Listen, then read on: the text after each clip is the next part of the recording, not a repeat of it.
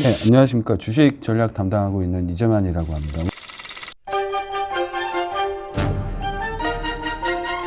오늘 말씀드릴 부분은 시장이 전체적으로 좀 어려운 상황에 좀 처해 있다 보니까 과거에 좀 이런 어려움에 대한 경험을 어떻게 극복을 했는지에 대한 사례들을 갖고 설명을 좀 드리도록 하겠습니다. 우선 기본적으로 미국 증시가 어쨌거나 그 월간 고점 정도 대비해서 실제로 보게 되면 한 20% 정도 가까이 하락을 하게 됩니다. 약세장의 진입이라든가 하락장에 대한 생각을 많이 해보실 수 있는 부분이 되게 되는데, 일반적으로 미국 증시가 고점 대비해서 한 10% 이상 월간 기준으로 좀 하락을 했을 때 어떤 형태들이 좀 있었는가를 먼저 조금 과거의 경험을 되돌려 보게 됩니다. 처음에 이제 생각하실 수 있는 사례들이 2015년에서 16년으로 넘어올 때, 그때 당시에 유가가 아시는 것처럼 한 100불 정도 수준에 있다가 20불 정도까지 급락을 하게 됩니다.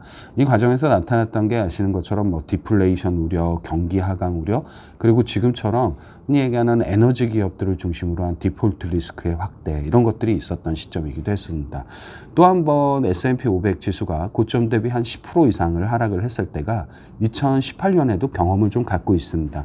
대체적으로 그때 당시는 원인이 비슷했었죠. 미중 무역 갈등으로 인해서 흔히 얘기하는 교역량의 감소, 글로벌 경기 하강, 글로벌 경기 침체, 이런 우려들을 갖고 있었던 시점이었습니다. 근데 이게 공통점으로 보게 되면 어떻게 보면 그런 국면을 이겨냈던 하나의 단초가 됐던 거는 뭐 기업의 이익 지표가 좋아진다든가 경기 사이클이 좋아진다든가 이런 부분들보다는 오히려 ECB라든가 중국의 인민은행이라든가 연준이라든가 이런 쪽에서 취하는 통화 완화 정책들의 정책 공조가 위기 탈출에 좀 단초가 되었던 부분들을 분명히 좀 갖고 있는 것 같습니다. 이번에도 우선 이런 것들이 좀 준비가 되어 있느냐에 대한 생각을 좀 말씀을 드리면, 뉴스플로우 보시면 아시겠지만 대체적인 국가들이 모두 다 흔히 얘기하는 통화 완화, 재정 지출의 확대, 이런 것들을 많이 준비하고 있는 시점은 맞는 것 같습니다. 우선 중국 같은 경우가 이제 대표적인 예가 되겠죠.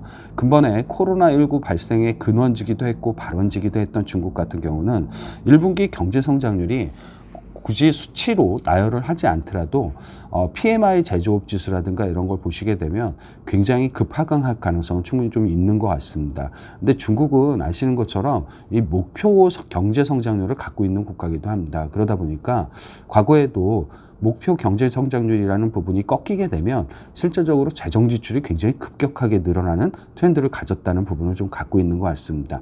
아마 이 부분을 이제 좀 생각을 해보셔도 괜찮지 않을까라는 판단을 갖고 있습니다. 물론 이제 중국의 인민은행이 기본적으로 지준율이라든가 금리 인하 정책은 취하고 있는데 재정 지출의 확대 가능성도 이제부터 굉장히 그 시점이 시기가 당겨지지 않을까라는 생각을 많이 좀 해보실 수 있는 부분들의 시기가 됐다라고 생각을 갖고 있습니다. 선진국들도 다 마찬가지죠. 최근에 확진자 수가 굉장히 급격하게 늘어나고 있는 이탈리아는 이미 우리나라와 같은 추경을 편성을 했습니다. 호주는 흔히 얘기하는 기준금리도 내리고 추경도 편성하고 있고요. 그러다 보니까 ECB가 갖고 있는 최근에 자산이라든가 이런 규모도 좀 확대되고 있는 걸로 봐서는 ECB도 역시 유동성 완화 정책을 펼치고 있는 상황이라고 보시면 될 것 같습니다. 영란은행이 이례적으로 금리를 전일에 50bp 정도 인하를 했던 것도 이러한 흔히 얘기하는 재정이라든가 금리 인하 정책의 공조의 한 모습이라고 생각하시면 될 것 같습니다. 미국도 마찬가지를 보여줄 거라고 생각을 하고 있습니다. 우선 기준금리를 이례적으로 또 파격적으로 50bp 인하를 했고요. 여기에 3월 17일에서 18일 날 있을 정례 FOMC 회의에서도 역시 기준금리 인하 가능성이라든가 아니면 최근에 어쨌거나 6월까지 예정이 돼 있는 흔히 얘기하는 단기채 매입 중심의 양적 완화 정책을 조금 더 연장하거나 규모를 더 확대할 가능성도 있다는 게 정책 공조의 하나의 시사점으로 보실 수 있는 부분들이 되는 것 같습니다. 과거하고 비슷하게 어려운 시기를 넘어가는 시기에 정책 공조가 나타나고 있다는 특징을 한번 좀 생각해 보시면 여기에 이제 지수를 좀 맞물려서 많이 생각을 하게 됩니다. 우선 얘기하는 미국 증시가 최근에 이 변동성이 굉장히 높아졌죠. 그러니까 위로 올라갈 때도 마찬가지입니다만 급락할 때도 굉장히 변동성이 높아져 있고 그 변동성을 보는 지수가 이제 대표적으로 빅스 지수입니다. 지금은 글로벌 금융위기보다만 낮을 뿐이지 다른 선진국 재정위기라든가 이전에 있었던 수준보다는 빅스 지수가 굉장히 높게 올라가 있는 상황이기도 합니다. 빅스 지수가 높다는 건 그만큼 흔히 얘기하는 미국의 펀드 매니저들이 주식의 비중을 줄였을 가능성이 굉장히 높다는 점도 시사점으로 좀 생각을 해두실 필요가 있는 것 같습니다. 얼마나 줄였을까에 대한 생각을 약간 이제 대응치로 보실 수 있는 지표들을 잠깐 생각을 해보면 거의 주식 비중을 제로에 가깝게 만들어 왔다라고 보시면 될 것 같습니다. 물론 흔히 얘기하는 인덱스 펀드는 주식 비중을 제로로 만들 수는 없겠죠. 당연히 액티브 펀드들을 중심으로 해서 먼저 주식 비중을 거의 다 비워놓은 상황이라고 해석을 하실 수도 있는 부분이 있는 것 같습니다. 한국 증시도 마찬가지의 시사점을 갖고 있는 것 같습니다. 한국 증시가 가졌던 역사적 PBR의 저점들이 몇 번 있었죠. 당연히 글로벌 금융위기하고 작년 8월 달에 보셨던 코스피 PBR 저점이 대략적으로 0.82배 정도 됩니다. 코스피 기준으로 하면 1920포인트 정도가 이 0.82배에 근접한 수준이라고 보시면 될 것 같습니다. 물론 일시적으로 좀 이거를 이탈을 하게 되면서 굉장히 크게 우려를 자아냈던 건 사실이기도 합니다만 이게 펀드멘탈의 지지선이라고 불리는 PBR의 저점을 일시적으로 이탈하게 되면 이탈을 못한다는 의미로 해석을 하신다라기보다는 이탈을 하더라도 그 시간이 그렇게 길지 않게 소요될 수 있음을 좀 시사점으로 생각을 해두실 필요가 있는 것 같습니다. 물론 현재 PBR이라든가 이런 게 그렇게 신뢰가 높지는 않습니다. 밸류에이션 지표의 신뢰가 높지 않은 건 당연히 이익 추정치가 하향 조정될 거라는 걸 이미 투자자들은 직관적으로 지수에 반영을 하고 있다라고 보시면 될 것 같습니다. 어느 정도 하향 조정될 수 있는가를 반영을 했냐라는 걸 좀 생각을 해보게 되면 왜 2008년과 2019년에 우리나라 이익 추정치가 굉장히 급격히 하향 조정됐던 시절이기도 했습니다. 연초 대비해서 연말까지 가는 동안 코스피의 순이익 추정치가 대략적으로 한 38% 많게는 하향 조정됐던 시기이기도 했었습니다. 이거를 이미 사람들은 좀 반영을 하고 있지 않을까, 지수 자체는 이라는 생각을 좀 해보신다라고 하게 되면 이미 지난해 우리나라 코스피 상장 기업들의 순이익, 지배기준 순이익이 85조 원이었는데 대략적으로 이거를 현재 수준에 좀 대입을 해서 연초 대비 한 38% 정도 하향 조정된다라고 하게 되면 75조 원 정도로 계산이 되게 됩니다. 즉 지금 상황은 일정 부분 소폭 감익 이런 부분을 반영을 한 게 아니라 지난해 대비해서 15% 정도 이익이 감익할 거라는 생각을 좀 지수가 반영을 하고 있다라는 생각을 좀 해보시게 되면 굉장히 급격하게 지수 조정이 일어났구나라는 생각도 해보실 수 있는 부분이 좀 되지 않을까라는 판단을 갖고 있습니다. 정책 공조라는 부분하고 그리고 어느 정도 코로나19도 분명히 팬데믹의 상황은 맞기는 합니다만 그 팬데믹이 이미 WHO에서 말했듯이 통제가 가능한 팬데믹이라는 의미를 좀 생각을 해보신다라고 하게 되면 지금은 저점 통과 과정의 하나에 그 과정에 좀 서 있지 않겠냐라는 생각을 좀 해보실 수 있는 부분이 되는 것 같습니다. 혹시 나중에 이렇게 반등을 할 때 내가 어떤 쪽에 의미를 두고 좀 바라봐야 될까 이런 부분들을 많이 생각을 해보게 됩니다. 물론 시장이 안 좋기 때문에 반등할 수 있겠느냐에 대한 고민이 먼저 있어서 앞선다는 말씀을 드렸습니다만 나중에 반등할 때 어떤 모습으로 반등할까도 좀 중요한 의미를 갖지 않겠냐라는 생각을 갖고 있습니다. 우선 글로벌 전체적으로 보게 되면 주식시장으로 들어오는 자금을 두 개로 나눠볼 수가 있습니다.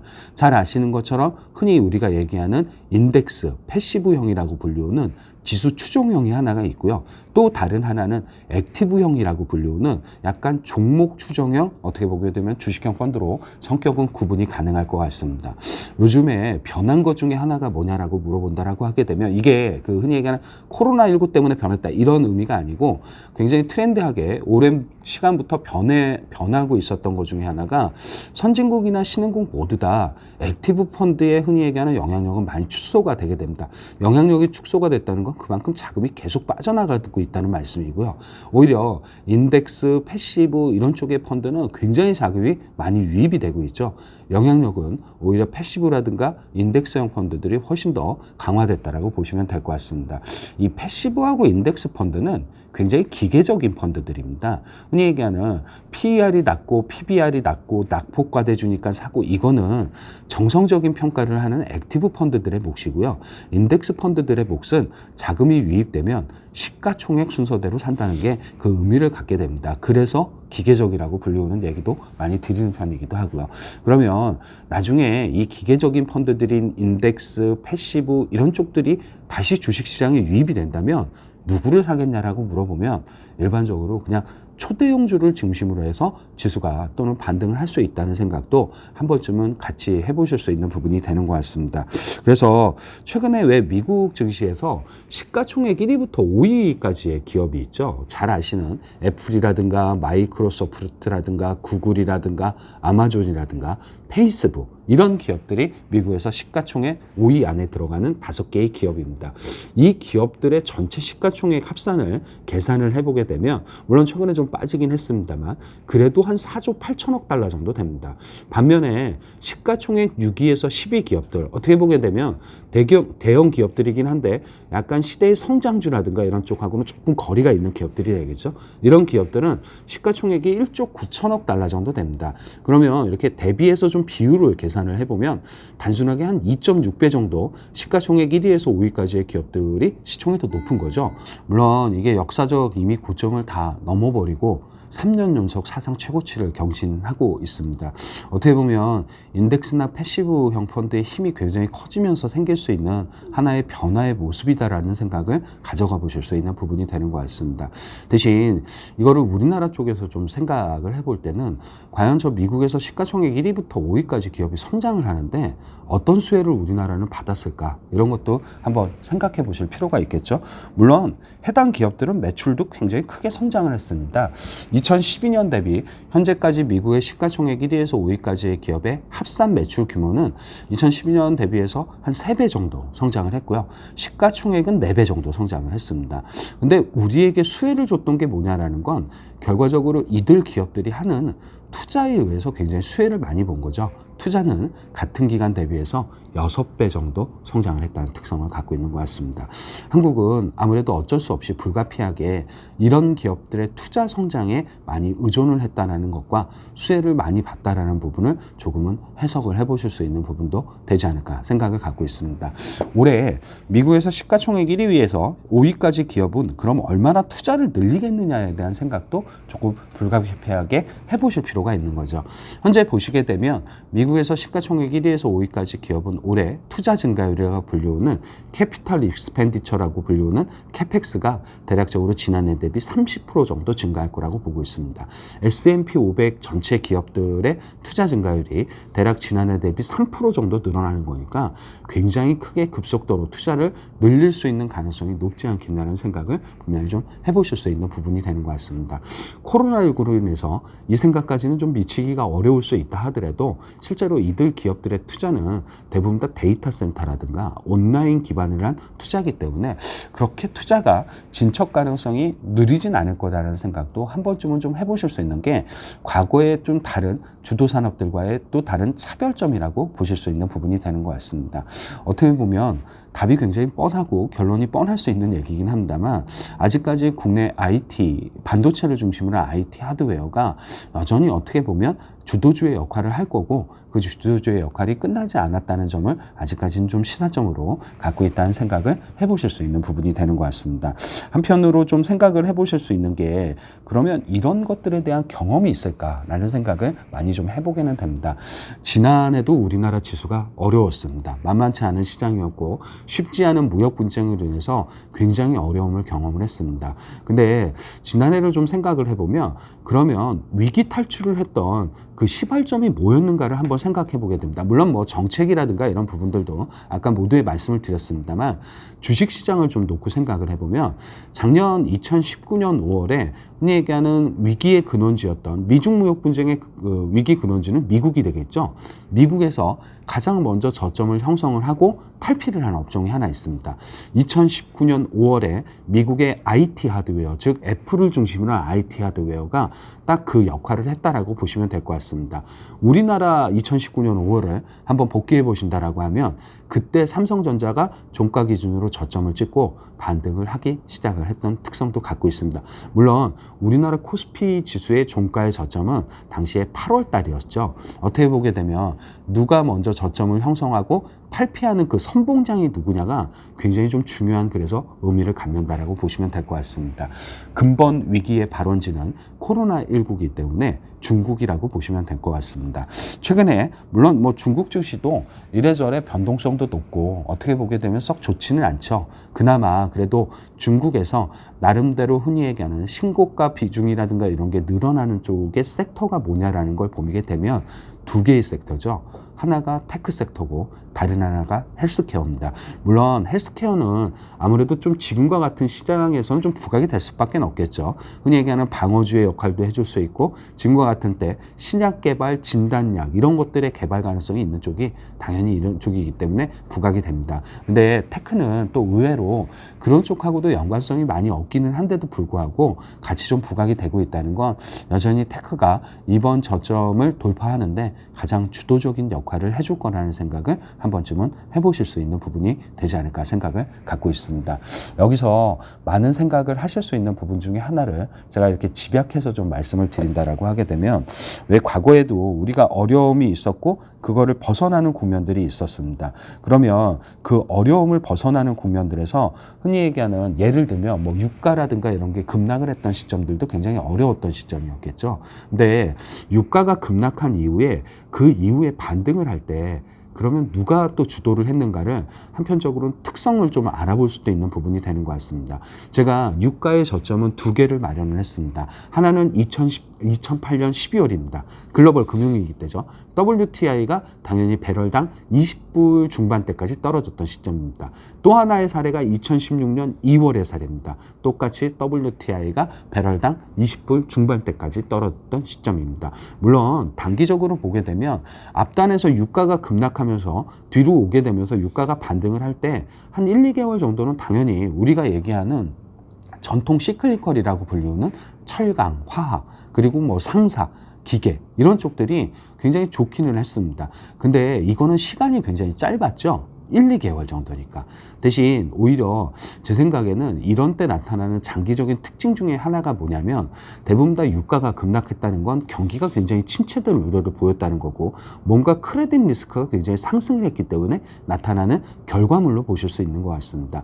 약간 시장에 대해서 좀 트라우마가 생기는 거죠. 반등을 한다 하더라도. 그러다 보니까 이런 반등 과정에서는 오히려 굉장히 퀄리티가 높은 주식들이 좋았다는 특징을 갖고 있습니다.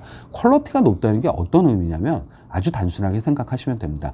영업이익률, 즉 마진이 높은 기업이라든가 ROE가 굉장히 꾸준하게 높게 유지되는 기업들이죠. 우리나라에서 보면 대표적으로 IT 소프트웨어 기업들입니다. 여기에 또 하나로 흔히 얘기하는 여전히 성장성을 보유하고 있는 기업들 또는 섹터들로 자금이 집중된다는 특성을 갖고 있습니다.